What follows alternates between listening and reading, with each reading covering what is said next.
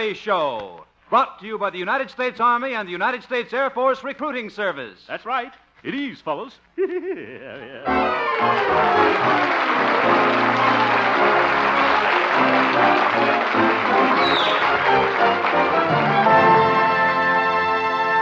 General Hoyt S. Vandenberg, Chief of Staff of your United States Air Force, said in a recent magazine article, "Air power alone does not guarantee America's security, but I believe it best exploits the nation's greatest asset, our technological skill." Your United States Air Force, in order to keep winning, needs men who have technical skills. Veterans trained in any service. Veterans with needed skills in such fields as radio, radar, weather, maintenance, and many others. You veterans who have such needed skills, if qualified, can now enlist in your Air Force, get back your old grade or better, skip basic training, and get your initial assignment to a nearby Air Force base. So take a look at the list of technical skills needed and find your spot in the Air Force by visiting your nearest United States Army and United States Air Force recruiting station tomorrow. You'll be glad you did, because your Air Force is a great outfit, one you'll be proud to serve in.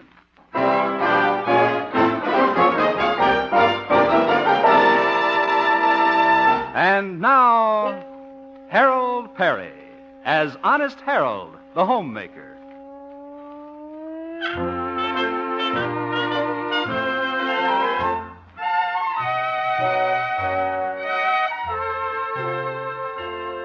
Once upon a time, there lived an awfully nice fellow named Honest Harold. That's me. And he had a sweetheart named Florabelle Breckenridge. Pretty. One day, Florabelle moved to the neighboring town of Charleville, where she became engaged to Willis, a big grain merchant. Oh, he was bigger than that. Last week, she came back to Melrose Springs on a visit, and who did she run into but Honest Harold? That's me again. Well, Harold acted just like a brother to Florabelle, but Willis misunderstood and became very jealous. So Florabelle broke her engagement with Willis. And Willis threatened to come over and break Harold in two.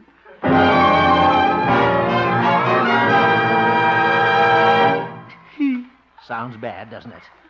It's evening now, and Honest Harold is nervously pacing up and down his living room, wearing out Mother's Congolium. I wonder when Willis is coming. For all I know, he might be in town right now, lurking around outside. He could come in the back door, hide behind the laundry tubs, then sneak up behind me and... Hello, Harold. Oh, it's you, Mother. Why, what's the matter, son? Nothing. You seem a little nervous tonight. Nervous? Not at all. Why do you keep looking out the window, Harold? Are you expecting someone? Well, a fella might pay me a little visit. Maybe he won't be able to find the house. Shall I turn on the porch light? No, Mother. I mean, you find it all right, I'm afraid.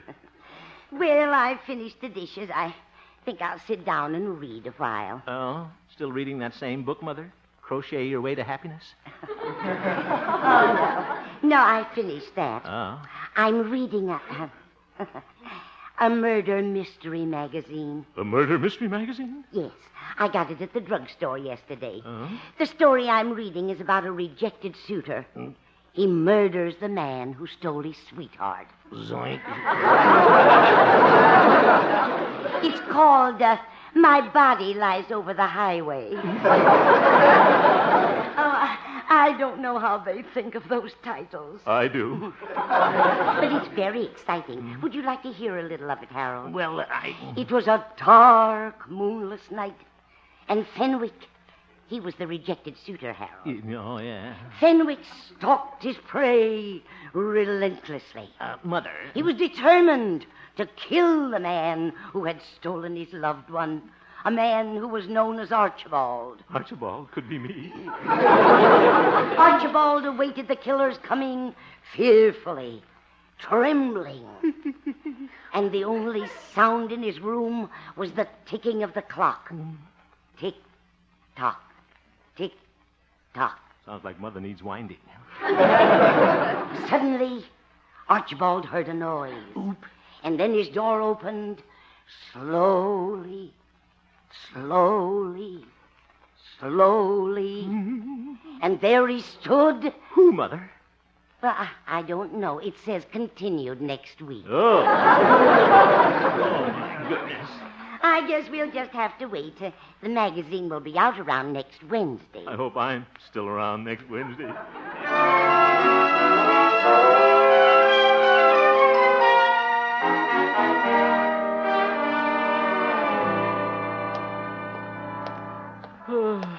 Certainly didn't get much sleep last night.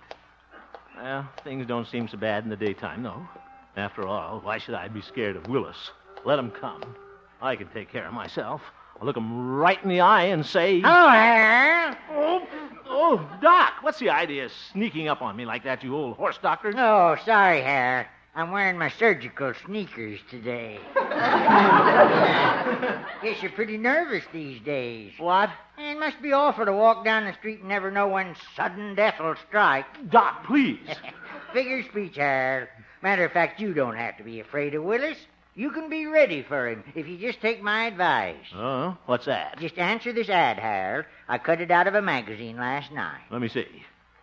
Men and women learn jiu-jitsu by mail. Oh, my goodness. Well, it comes in very handy, Harold. See what it says?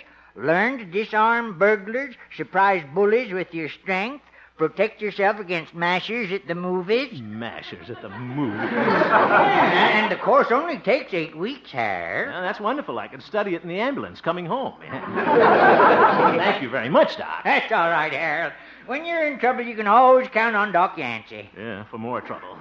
Yes, sir. He's Johnny on the spot when you need him. All right, Doc. When you're lost on the desert without water, who comes riding to the rescue on a camel? Rudolph Valentino. Huh? I'll see you on the desert, Rudy. Wear your surgical sneakers so I'll know you. Yeah, you'll be sorry, Hal. Old Doc Yak Yak in his jiu-jitsu. I wonder when Willis is going to show up. This is getting to be a war of nerves. Wish I could declare myself an open city. Better stay away from Florabelle till we get this thing settled.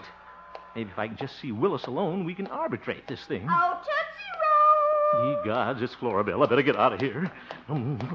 She's right on my heels. Harold, wait for me! She's gaining on me. Out of breath already. Have to cut out those banana splits. I can just make it to the YMCA.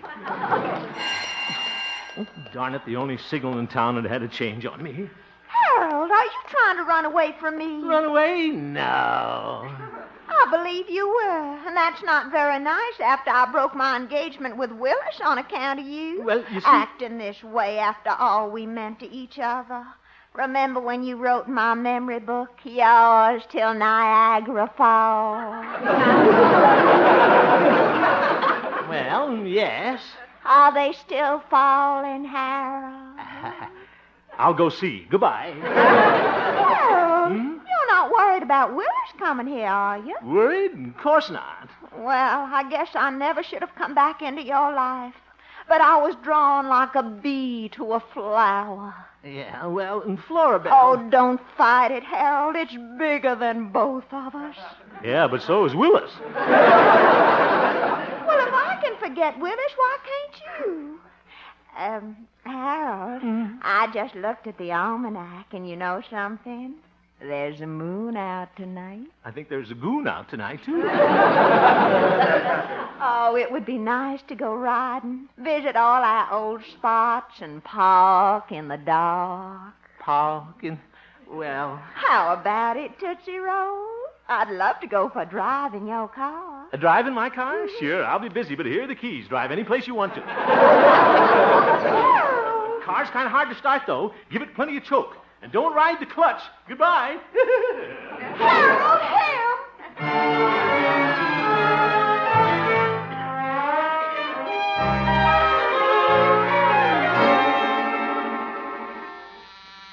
Good morning, Station KHJP. I'll connect you. Oh, good morning, Harold. Good morning, Gloria. Oh, Harold, there was a man here looking for you. What? What did he look like, Gloria? Well, he was tall, had big, broad shoulders. Was his name Willis Sider? No, it was Percy Jones. Oh, well, Who's he? An insurance salesman. He said you might be interested in his hospital insurance. Hospital insurance? That's ridiculous, Gloria. Who gave him my name? Willis Sider. Zeef.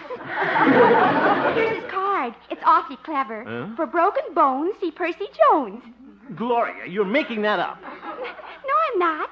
And he left this booklet for you. Huh? How to be happy though hospitalized. She didn't make that up. See you later, Gloria. I'll be in my office. Imagine that Willis sending that insurance man to see me. Suppose he thinks that'll intimidate me. Well, it does a little. Maybe I'd better lock the door. Just forget all about Willis. Line up my program for this morning. Let's see here. It's the first number on the list. I'll be glad when you're dead, you rascal, you. Better change that. Let's see, I'll never be the same. Wow. That's no good either. Now, who's that? Hello? Harold? Yes, Gloria? There's a long-distance call for you from Charlieville. Charlieville? Go ahead, please. But wait. Is this Harold Hemp? Who's calling, please? Hemp, this is Willis Sider. Oh, hello, Willis. How's your friend Percy Jones? Never mind him. Yeah, okay, we'll skip him. Nice of you to call, Willis. How about having lunch together sometime? I'll have lunch with you, all right, and I'll settle your hash. Lunch? Settle that? Well, hey, that's very clever, Willis. I thought so too, Harold. Gloria, get off the line. I didn't know that I'd planned to come over there, punch you in the nose, and wipe up the street with you. Is that a threat? Yes. Well, it's a pretty good one. Hemp, you better watch out when I get there. Don't worry, I will. Willis, when do you expect to come? Today? No, in 3 years. What? I'm enlisting in the Air Force today. Air Force? Oh, well, I'll see you in 3 years, Willis. Roger. Wilco and over and out. Goodbye. Off we go into the wild blue yonder.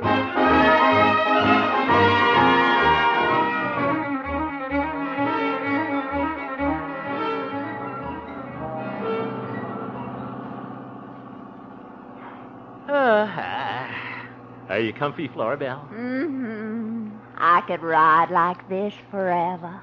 Well, I'm afraid this 36 Essex won't last that long. Yeah, this is fun, Florabelle. Just like old times. Driving with one arm round you, you shifting gears. Yes. Harold, Huh? maybe we ought to stop a while and give the car a rest. Good idea. Yeah, Essie has been a little run down lately. Been coughing a lot in the morning. Oh, look where we stopped, Harold. Right in back of our old high school. Yeah, and the same old crickets.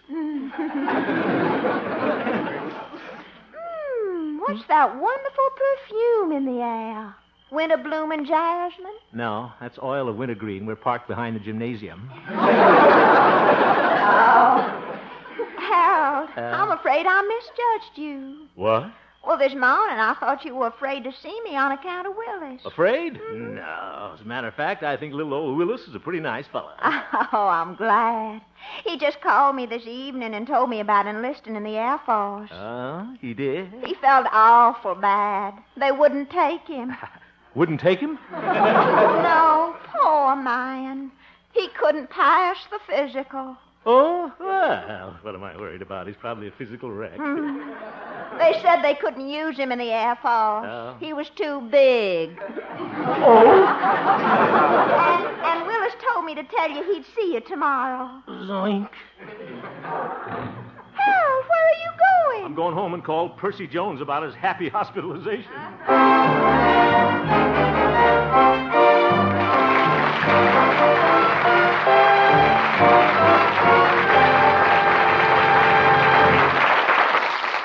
We will return for the second act of our story, Honest Harold, in just a moment.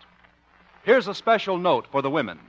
That list of the best-dressed women in America hasn't come out yet, but we can tell you right now that one girl is sure to be on any such list. She's the smartest woman of the year, or any other year. She's the girl in that new Air Force blue uniform worn by the women in the Air Force. But that girl in the WAF uniform is smart in another way, too. Maybe a better way, if you like. She's found a good career in a great outfit, working on equal terms with men of the great Air Force in hundreds of interesting, challenging jobs. She's found a service in which the way is open to the top by means of officer candidate schools that produce smart WAF officers. What's more, many girls with college degrees are coming into the WAF to go directly to officer candidate school and win commissions. Another way of being smart. How about you? Can you qualify? If you're between 18 and 34, ask your nearest United States Army and United States Air Force recruiting station for the details tomorrow. And now, back to Harold Peary as Honest Harold, the Homemaker.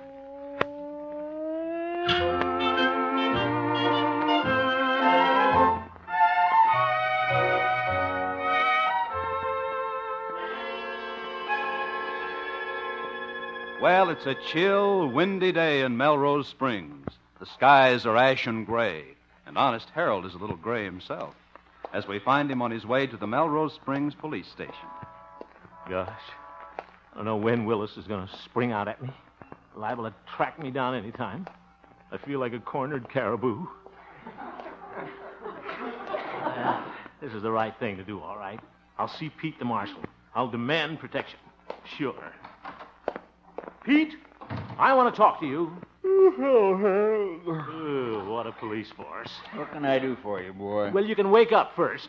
Okay, Harold. Pete, I'm a taxpayer, and I demand protection. Boy, if you're a taxpayer these days, you need protection. Yes. Pete, Florabelle's fiancé is after me. What's the matter? He want to marry you, too? Oh. Another doozy, boy. Look, Pete, this is a serious matter. This fellow's threatening me with bodily harm, and you've got to do something about it. Okay. First, I got to fill out A form. Oh, ye gods. Let me see here now. First question. How was victim injured? What? Gunshot, stabbing, or miscellaneous? Pete, for heaven's sake, I haven't been injured yet. Oh, that's too bad, Harold. What? Yeah, I can't do a thing until after the assault and battery has taken place. Well, you're a big help. Sure, Harold. I'd do it for anybody. I'm wasting my time here. I'm going Keep your macking on, boy. I just got an idea. What's that? What you need is a bodyguard. You said it. And I got just the man for you. Oh? Nephew of mine got in town last night. Look, Pete, I don't want any of your sleeping relatives. I want somebody big and tough. Harold. He's from Texas. Oh? He is? Yep. Used to be one of them Texas Rangers. Really? Well, I guess he's one of those big, tall fellas, huh? Well, he slept in my room last night. That is, he was in my room. His feet was out on the screen porch. Hey, sounds like just the thing. Pete, he's hired. Who's afraid of Willis? Tell Tex to meet me tonight over at the ranch house, partner. Yee-hoo!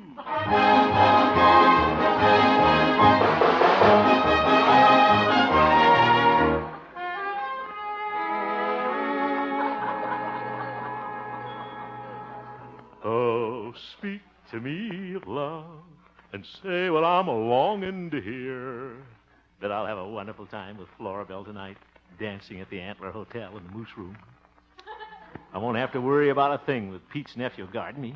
He's from Texas. He ought to feel at home in the Moose Room. Yeah, I guess that's my Texas Ranger now. Yeah, let's have a look at this big, tough hombre. Good evening, sir.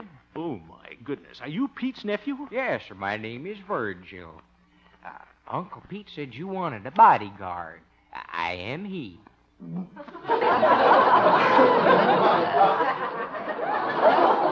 What a tall, skinny kid. Looks like an anemic semaphore signal. Come in, Virgil. Thank you, sir. Ouch. Shucks, I bumped my head again. Eyes open. Yeah. Sit down, Virgil. Thank you, sir. Sits down in sections. Well, Virgil, you can take off your guns if you're uncomfortable. Oh, shucks, I never carry a gun. Yeah. Why, it might go off. What? But Pete said you were a Texas Ranger. Oh, I was, sir. When I was 12, I belonged to the Junior Rangers. What? I was in the Coyote Patrol. Reminds me of Bowen Monroe. Look, Virgil, did your Uncle Pete explain you were supposed to guard me tonight? Oh, yes, sir. Well, you're certainly tall, but you don't look very strong. Well, I was pretty athletic in high school. I was on the basketball team for a while, but I had to quit. Oh? My head kept getting stuck in the hoop. Yeah. Probably still wearing it under that hat. Yeah, that Pete. Well, come on, Virgil. I have to pick up my date, and then we're going dancing. Oh, good. Nice of you to ask me, sir. I'm kind of good at the one-step. Yeah, Virgil, Florabelle and I are going to do the dancing. You're supposed to stay outside and guard me. Oh, I get it. I doubt it. Hey, I think I'm going to like this job. Mr. Hemp, I might stay here and work for you permanent. Over my dead body. Oop, what am I saying? Come on, Virgil, and watch out for that door jam.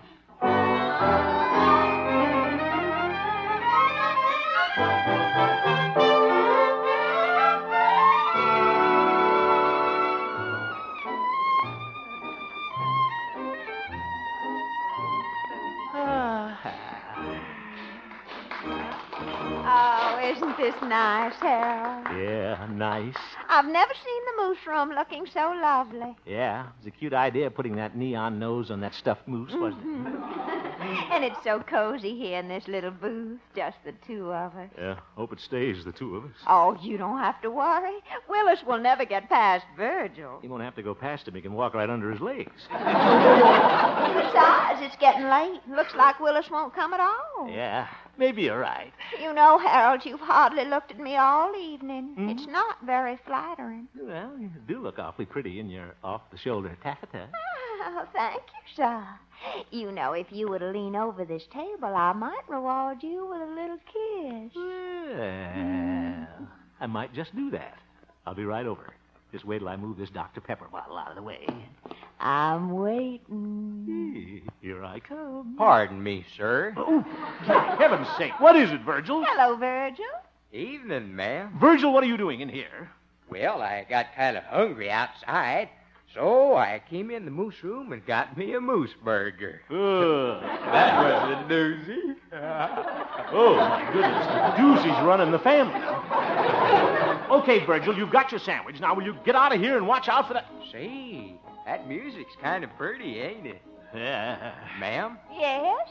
I don't suppose you'd care to have this dance with me? What? I'd be delighted to, Virgil. Look, you're supposed to be guarding me. Oh, well, just one little old dance. The poor boy's been standing out there in the cold. But if Willis comes in, you just call me, sir. Oh, And, sir, yes.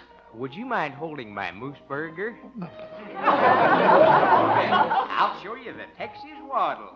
Dallas, Houston, San Antonio. Swing your partners, don't get thrown. Texas waddle. Willis could walk right in here. What a bodyguard. Better keep watch myself. Take a peek out in the lobby. Yeah, I think I'll hide behind that potted palm in the corner.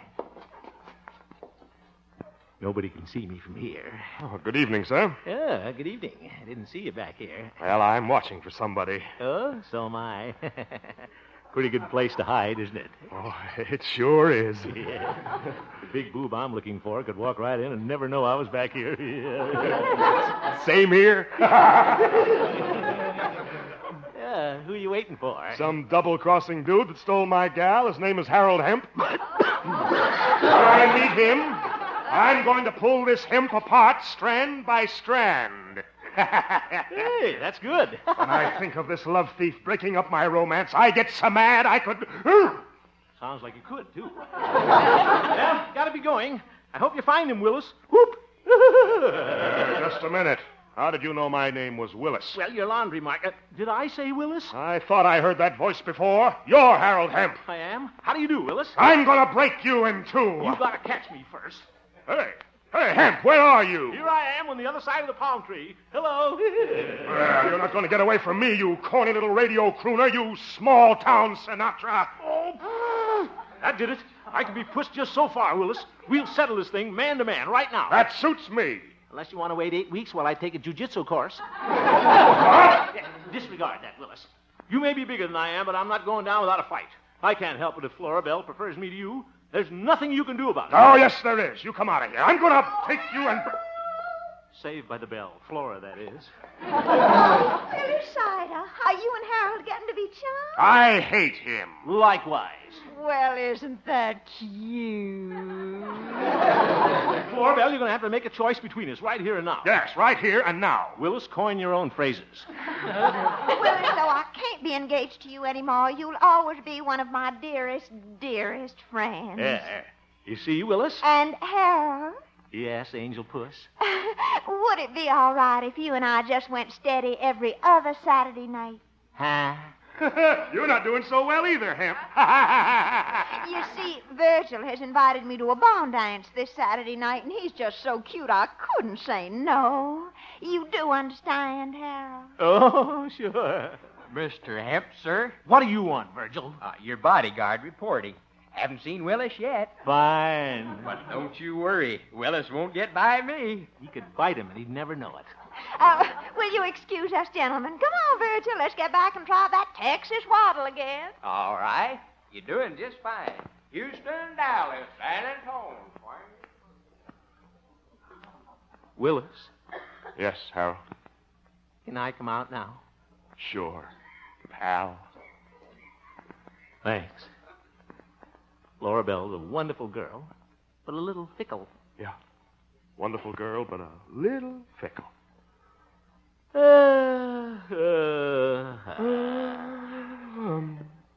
Come on, Willis. I'll buy you a moose burger. I'll eat Virgil's.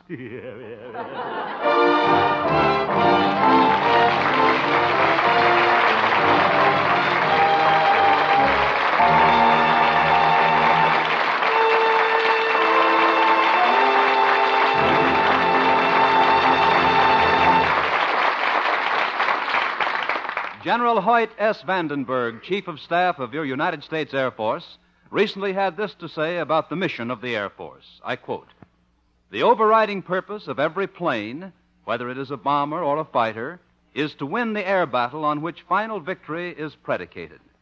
Let's think about that for a moment. That sentence means, above all, that your United States Air Force needs only the best qualified young men, men with the skills necessary to keep your Air Force winning. That's why it isn't easy to qualify for your modern United States Air Force. That's why your Air Force is now making a special offer to the trained veterans of any service who've proved that they can qualify as men of skill and courage. If you're a veteran, trained in a needed specialist skill, you can, if qualified, enlist in the Air Force, get your old grade back, or better, skip basic training, and get your initial assignment to a nearby Air Force base. You trained veterans, go to your nearest United States Army and United States Air Force recruiting station tomorrow and get details.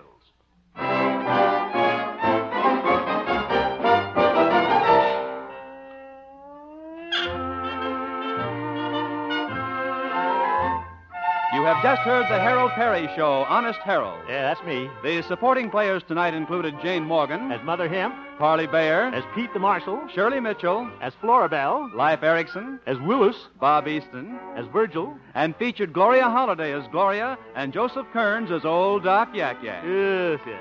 Norman McDonald directed, and the music was composed and conducted by Jack Meakin. Yasha.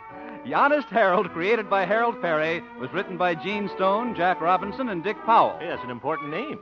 The Harold Peary Show has been brought to you by the United States Army and the United States Air Force Recruiting Service. At ease, fellas. Visit your nearest recruiting station tomorrow. Bob Lamont speaking.